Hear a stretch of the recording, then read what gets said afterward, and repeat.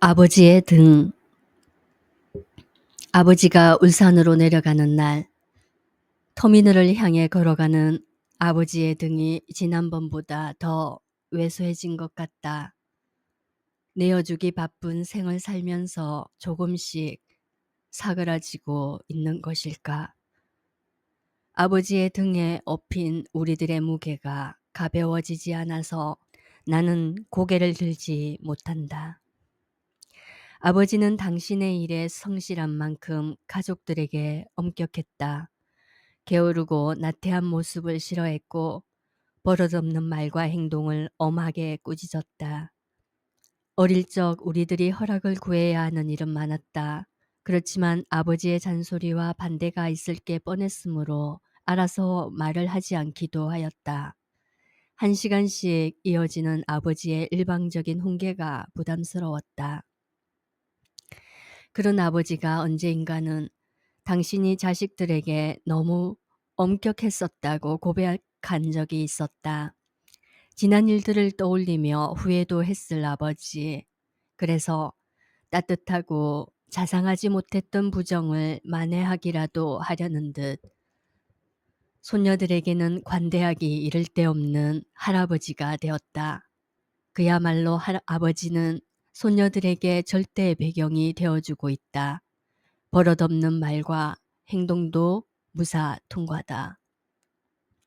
아버지가 오고 다음 날 수족관에서 다른 물고기들을 발견했다. 구피들이 오랜 시간 잘 살았었는데 블랙코스트가 들어오면서부터 하나씩 죽어나가기 시작했다. 구피가 하나둘 없어진 자리에는 다른 물고기들이 헤엄치고 있었다. 아버지는 올 때마다 손녀들의 요구에 못 이기는 척 수족관 대리점에 따라 나섰다. 각종 관상어들을 보고 손녀들이 귀엽다고 키우고 싶다며 떼쓰는 아버지 몇 마디 말에 넘어가주곤 했다. 아버지의 손길에 수족관은 물갈이가 이루어지고 그 무대마저 새롭게 바뀌었다. 이번에는 투명한 딸기잼 병을 수족관 양쪽에 넣어두었다. 블랙고스트 한 마리가 병 하나를, 비파 2마리가 다른 병을 차지하고 들어가 있었다. 넘실거리는 블랙고스트의 춤이 마치 바람에 날리는 치맛자락 같았다. 수족관은 아버지가 손수 만든 것이었다. 이전에 있던 어항도 아버지가 만든 것이었는데 딸아이들의 욕심을 채우기엔 너무 작았다. 그래서 그 3배 크기의 수족관을 울산에서 만들어 보낸 것이었다. 할아버지가 더 큰 수족관을 만들고 있다는 이야기를 듣고 딸아이들은 다 만들어지려면 얼마나 남았는지, 언제 가져다 줄 것인지를 안달복달하며 묻곤 하였다. 수족관은 딸아이들이 어렸을 때 갖고 놀았던 빨강, 노랑, 파랑, 레고블록이 악센트로 들어가 있어서 예쁘기도 하고 정감이 있어 보였다. 내가 아버지를 못 만드는 게 없는 솜씨 좋은 아버지로 생각하는 것처럼 딸아이들은 마법의 손을 가진 할아버지로 기억하지 않을까. 딸아이들은 집안에 고쳐야 할 것이 있다거나 손봐야 하는 자리가 있으면 멀리 있는 할아버지를 부르면 되는 줄 알았다. 자신들이 만드는 작품에 어른의 정교한 손길이 필요할 때면 곁에 없는 할아버지를 아쉬워하곤 하였다. 내가 13살 때였다. 아버지는 내 입에 손수건을 물려놓고 손등에 난 사마귀의 뿌리를 뽑았다. 나는 맨살을 찢는 아픔으로 눈물 콧물이 범벅이 되어서는 손수건을 빠드득 소리가 날 정도로 물며 아픔을 참았다. 마취 없이 견뎠던 그때 일은 이후 쉴 새 없이 일하기 바빴던 아버지의 모습과 겹쳐서 하나의 정신을 만들었다. 꼭두새벽 하얀 위장약을 먹고 일터로 향했던 아버지의 등을 얼마나 오랫동안 보아왔던가. 전국 곳곳의 도로와 사우디아라비아, 리비아의 사막을 달렸던 아버지였다. 그런 아버지의 정신을 몸으로 기억하는 것이었다고나 할까. 매몰찬 아버지로 기억될 수도 있겠지만 때때로 그때 일은 나를 꼿꼿이 세우고 버티며 견디는 근성을 길러주었다. 가만히 생각해 보면 어렸을 때 아버지가 했던 소소한 일들이 내 무의식에 깔려 그것이 아버지식 사랑이야 라고 말을 건넸던 것 같다. 한 번은 한길가에 서 있던 미루나무 가지로 회초리를 맞고 나서는 아버지를 원망하며 잠이 들었다. 그러다가 한기를 느껴 잠이 깨었을 때 내가 목격한 것은 쭈그리고 앉아 피멍든 내 장단지에 안티프라민을 바르고 있는 아버지의 모습이었다. 그날 밤 나는 눈이 뜨거워져서 베개를 흥건히 적셨다. 아버지는 간혹 우리 삼남매를 무릎에 뉘고 귀지를 봐주었다. 귀가 아프거나 긴장감 때문에 팔다리가 오그라들었지만 나는 아버지의 무릎에 눕는 것이 싫지 않았다. 또 아버지는 종종 우리와 오목과 장기를 두었는데 그것은 우리에게 친구가 되어주려는 아버지의 유일한 방법이었다. 딸이 일하면서 공부한답시고 당신의 손녀들을 저희들끼리 두는 것이 안타까워서 아버지는 엄마를 내 곁에 있도록 했다. 아이들과 남편이 뒷전으로 밀린 우리 집 모양새가 아버지에게는 탐탁지 않았던 모양이었다. 속내를 잘 드러내지 않았지만 잘못된 행동에는 가차없이 호령이 떨어지는 아버지였다. 내 행동이 마음에 들지 않는데도 아무 말이 없다는 건 오히려 나를 긴장하게 만들었다. 아버지의 생각과 주장을 접는다는 것은 한편 아버지다운 모습을 잃는 것과 같았다. 아버지도 나이를 먹으면서 버리고 내려놓은 것들이 많아진 걸까? 그러고 보니 아버지가 올해 들어 자주 아팠다. 정초에는 발을 다쳐서 기부스를 했고 딸꾹질이 오래 가는가 하면 토하고 못 먹는 일도 있었다. 이를 관두고 우리들 곁으로 와서 살자고 했지만 아버지는 고개를 저었다.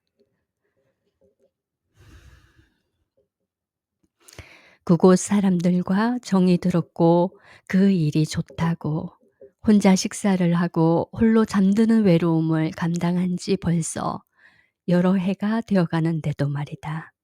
어쩌면 혼자 지내는 외로움이 아버지를 더 빨리 늙고 왜소하게 만들고 있는 것인지도 모르겠다. 문득 초등학교 때 친구가 아버지를 보고 삼촌이냐고 물었던 게 생각난다. 원래 동안이기도 하지만 태권도 사범이었던 아버지가 젊게 보였던 모양이었다. 그러나 지금 함께 걸어가는 아버지를 보고 그렇게 묻는 이는 없을 것 같다. 오랜만에 만날 때마다 조금씩 사그라지고 있는 금음달 같은 아버지의 등. 강원도 삼척에서 그러니까 둘째 딸을 임신했을 때 아버지는 한 차례 죽을 고비를 맞았다. 가장 예민한 임신 주기였고 아버지가 있는 부산까지는 7시간가량이 걸리던 때라 나는 가보지도 못하고 애만 태웠다. 아버지도 내가 움직이길 바라지 않았다. 혹 뱃속의 아기에게 탈이 생길까 봐 위급한 상황을 내게 그대로 전하지 말라고 했을 게 뻔했다. 딸 대신 간 사위를 보며 아버지가 쓸쓸해하지 않았을까 생각하면 눈앞이 흐려졌다. 폐혈증이었다. 아버지는 온몸 안팎이 찢어지는 듯하고 사지가 오그라드는 고통을 겪어야 했다. 목마름을 호소했지만 물을 먹으면 안 되었기 때문에 수건을 적셔서 입술만 닦아주어야 했다고 엄마가 말했다. 유체 이탈을 경험한 아버지는 병원 천장에서 병상에 누워있는 당신의 모습을 내려다보았다고도 했다. 저승사자를 따라서 저승길을 갔다가 돌아왔다는 이야기도 해주었다. 그 이후로 아버지는 트레일러 운전을 그만두었다. 서너 시간도 채 자지 못하고 도로를 달리는 아버지를 엄마는 늘 염려했었다. 그 모습을 옆에서 지켜봐왔던 나는 아버지가 일을 하지 않게 된 것이 기뻤다. 그러나 40여 년을 앞만 보며 달려왔던 아버지의 공허함이나 허탈감 같은 것을 짐작하지는 못했던 것 같다. 이후 아버지의 부도로 집을 팔고 이사를 해야 했을 때 나는 내가 지켜야 한다는 욕심에 아버지를 곁으로 모셨다. 그리고는 아버지와 엄마에게 아이들을 맡기고 배우고 싶은 것을 찾아 도서관과 여성회관 따위를 기웃거렸다. 그곳에서 나는 아직 어린아이들과 살림살이에 묶여 자유롭지 못한 데서 오는 답답함을 어느 정도 해소할 수 있었다. 아이들도 할아버지, 할머니가 가까이 있게 된 것을 좋아했다.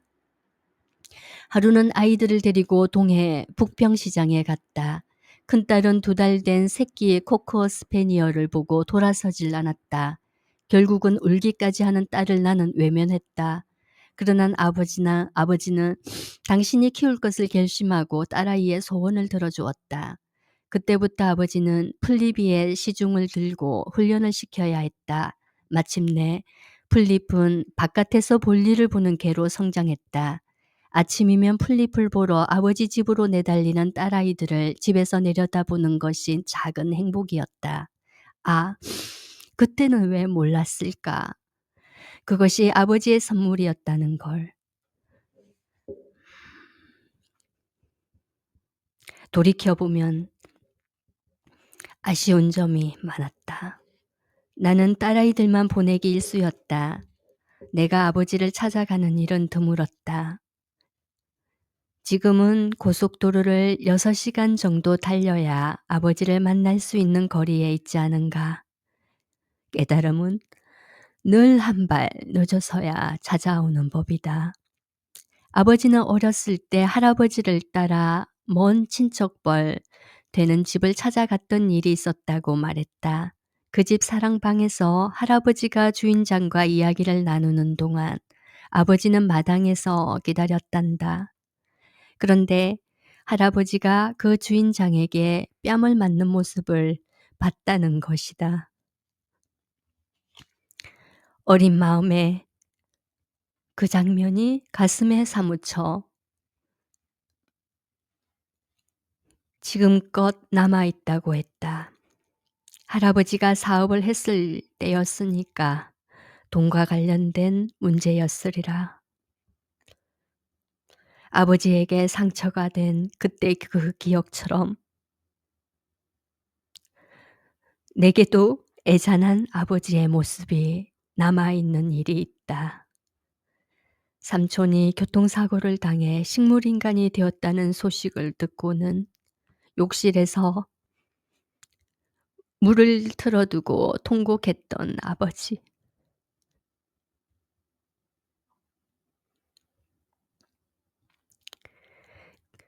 그때 물소리 속에 묻혀서 들렸던 아버지의 울음소리는 지금까지도 내 가슴에 먹구름으로 남아있다. 당신의 인중에 대침을 꽂아가며 사막 생활을 견뎌냈다는 아버지였다. 그런 아버지에게서 내가 처음으로 들었던 아버지의 울음이었다. 드물지만 아버지는 남달랐던 개구쟁이적 이야기들이며 가세가 기울면서 학업을 포기해야 했던 옛일들이며 사막에서 지냈던 날들을 들려주곤 했다. 아버지의 과거사는 인고의 세월이었다. 여유나 호강 가는 거리가 멀었던 삶이었다. 그 외롭고 고달픈 삶이 어째서 지금도 달라지지 않는 것일까? 혼자 있는 것이 안쓰러워서 전화를 하면 아버지는 괜찮다고 걱정 안 해도 된다며 오히려 우리 부부와 손녀들을 염려한다. 늘 부지런하고 성실하게 살았던 시간이었기 때문에 일하지 말고 지내란 말을 선뜻 하질 못한다. 돌아올 아버지의 대답을 뻔히 알기 때문이다. 그래도 아버지가 3-4개월에 한 번꼴로 집에 오는 것이 위안이 된다. 식구들을 만날 생각에 따뜻해진 가슴으로 여행을 하는 아버지의 모습을 떠올리면 그나마 조금의 여유가 느껴져서 다행스럽다. 그렇지만 이번에도 아버지와 마주 앉아 얘기를 많이 나누지 못했다. 바쁜 탓도 있었지만 40이 넘은 지금까지도 아버지와 이야기를 나누는 것이 어색할 때가 많은 까닭이다. 하고 싶은 말이 있어도 속으로만 웅얼거릴 뿐 밖으로 드러내지 못하기 일쑤다. 대신 불어 곶감을 내놓고 어버이날 호두 과자를 드리며 마음을 전하는데 그치고 말았다. 소식을 하다가 우리 집에 오면 이것저것 더 먹게 되어 속이 불편해진다는 아버지는 호두 과자는 입에 대지도 않았다. 내가 서운해할까 봐 홀로 즐기는 차가 좋아졌다며 애써 웃어 보이는 아버지의 얼굴에는 주름이 깊게 패여 있었다. 홀로 버스에 오르는 금음달 같은